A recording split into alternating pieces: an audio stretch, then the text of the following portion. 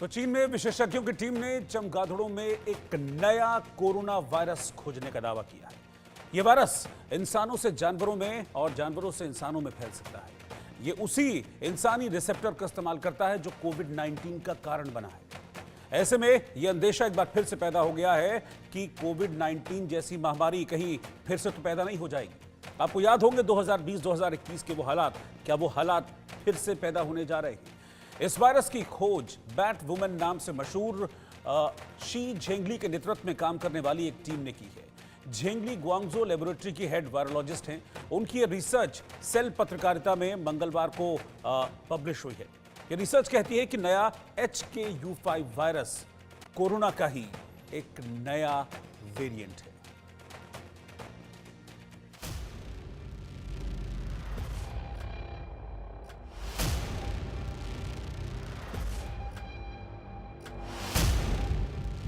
चमगादड़ ने फिर चौंकाया, घातक कोरोना लौट आया। चीन की डराने वाली रिसर्च, क्या है नए कोरोना का सच? इंसानियत पर वायरस का साया, जानलेवा कोरोना लौट आया। बैट वुमन ने फिर दी चेतावनी, कोरोना से फिर होगी तनातनी। क्या दुनिया में एक बार फिर घातक कोरोना की वापसी होने वाली है? क्या एक बार फिर दुनिया भर की सड़कों पर सन्नाटा पसरेगा? क्या एक बार फिर से चारों तरफ मौत का कोलाहल गूंजेगा?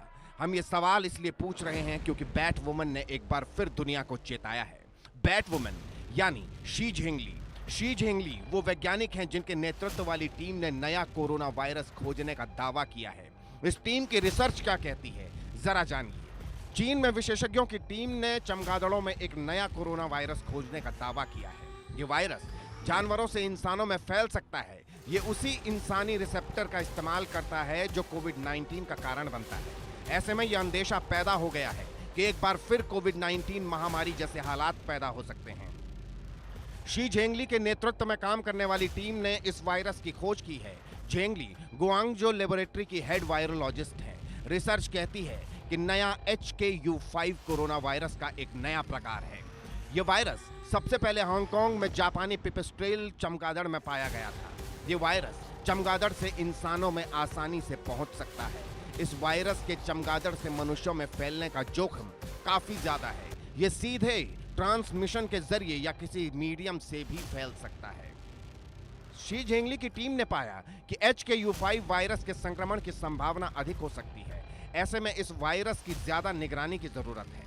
फिलहाल तो यही कहा जा रहा है कि घबराएं नहीं, लेकिन ये जानने की सबसे ज्यादा जरूरत है कि इसकी मारक क्षमता कितनी है, यानी ये कितना खतरनाक साबित हो सकता है। Bureau report, India news.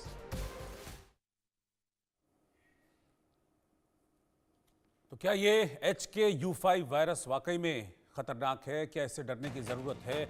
जिस तरह से डर चीन में देखा जा रहा है इस नए वायरस का पता लगने के बाद, क्या भारत में भी उसी तरह का कोई डर है या डरने की जरूरत है? इसको हम जानेंगे। मेरे साथ दो खास मेहमान जुड़े हुए इस वक्त, डॉक्टर नरेश चावला जो कि पूर्व जॉइंट सेक्रेटरी हैं IMA के, और पद्मश्री डॉक्टर संजीव बगई अध्यक्ष हैं नेफ्रॉन क्लिनिक के, वो भी इस वक्त साथ में हैं। सर, आप दोनों का बहुत बहुत स्वागत है।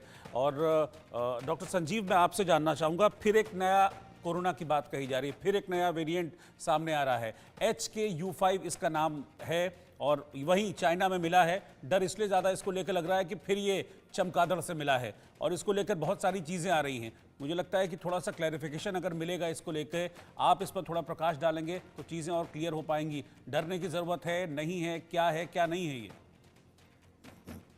Good evening. ये दोबारा चाइना से अलग अलग प्रकार के जो वायरसेस निकलते रहते हैं, या लेबोरेटरी से या फ्लैश मार्केट, जो मीट मार्केट उनका हर मोहल्ले में घूमता रहता है। तो ये जो है वायरस, ये पहले जापान में पाया गया था जैसे आपने कहा है। ये मर्स जो middle east respiratory syndrome virus के जैसे है, बट इतना ज्यादा घातक या इतना ज्यादा उस वायरस में एडेप्टेबिलिटी नहीं है। ये सेम एंट्री पॉइंट यूज करता है जो हम एस रिसेप्टर्स जो कोविड-19 के टाइम पर उसका जो प्रोटीन का जो स्ट्रक्चर है वो नॉन एडेप्टेबल है, यानी कि वो इतना ज्यादा इन्वेजिव या इतना ज्यादा इन्फेक्टिव नहीं है।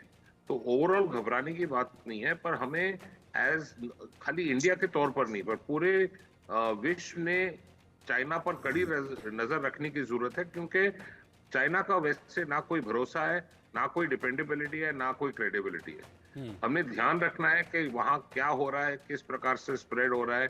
Prevention is better than cure, पर India is very well prepared. Panic की बात नहीं है। ये एक और सिंगल स्टैंडर्ड आरएनए वायरस है जो बैट्स में पाया गया और ह्यूमंस को ट्रांसमिट हो सकता है। डॉक्टर नरेश चावला के पास मैं चल रहा हूँ। डॉक्टर नरेश चावला, जो पिछला वाला कोविड वायरस था, जब 2020 में वो पहली बार आया था तो उतना मारक नहीं था। फिर म्यूटेशंस होते रहे, चेंजेस होते रहे। फिर 2021 में तो हमने देखा था कि बहुत ज़्यादा जाने उस कोविड वायरस ने ली थी। तो क्या ये जो नया वाला है, जिसको HK-U5 नाम दिया गया है, म्यूटेशन के बाद ये भी खतरनाक हो सकता है? क्योंकि चेंजेस, म्यूटेशंस तो हम देख रहे हैं कि होते ही इसमें। देखिए रोहित पनेठा, मैं स्पष्ट कह दूं जी। कि कोविड नाम सुनते ही ना लोगों को एकदम दहशत फैल जाती है। लोग आज भी, नॉट एवल दिस वन, आज से कुछ महीने पहले भी ऐसा कुछ ना कुछ आता रहता है। तो व्हाटएवर आई से with absolute sense of responsibility, because सुनने वाले डरने को पहले तैयार बैठे हैं। तो फर्स्ट थिंग, चीन में ऐसा डिटेक्ट होना ठीक है, उन्होंने किया होगा, बैट लेडी ने किया होगा, डिट किया होगा, तो अभी तक कोई ह्यूमन केसेस रिपोर्ट नहीं किए गए हैं। It is only theoretical.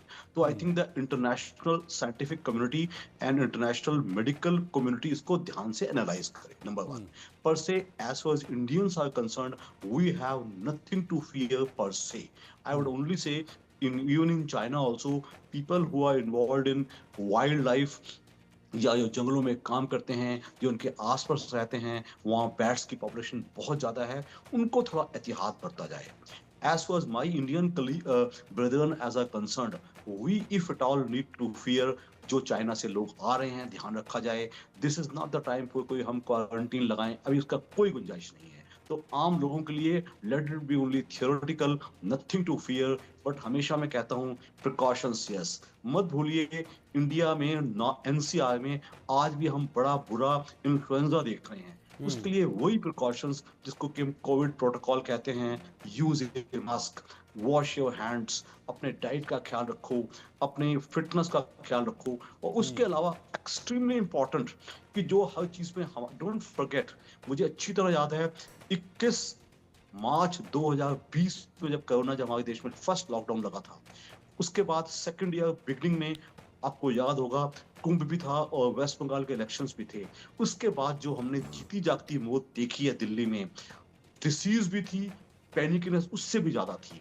तो I want to just reassure my people, Indian people everywhere in India कि ऐसा कुछ डरने का कोई जुगाड़ नहीं है, बट प्रिकॉशंस ले लो, बहुत जरूरी है। I always say one thing, people even now in Delhi are dying of influenza also, उसका भी स्ट्राइक रेट या डेथ रेट बहुत ज्यादा है। तो प्रिकॉशंस लो। हमारे हिंदुस्तान में क्या होता है, लोग त्राही ज्यादा करते हैं और प्रिकॉशंस लेते हैं। So my answer is be cautious, no panicness. Even if जो ये HK-U5 है, इसका कोई ऐसा कुछ नहीं है कि आने वाला है, कोई ह्यूमन केसेस होने वाले हैं, कोई डेथ्स होने वाली हैं। As far as little knowledge we have is it is neither very infectious nor very lethal. So we are waiting and watching. The international medical community and scientific community need to analyze it because the Chinese news is never trustworthy. तो जो होगा आने वाले दिन बताएंगे। Doctor Naresh, आप precautions की बात कर रहे हैं, किस तरह के प्रिकॉशंस अभी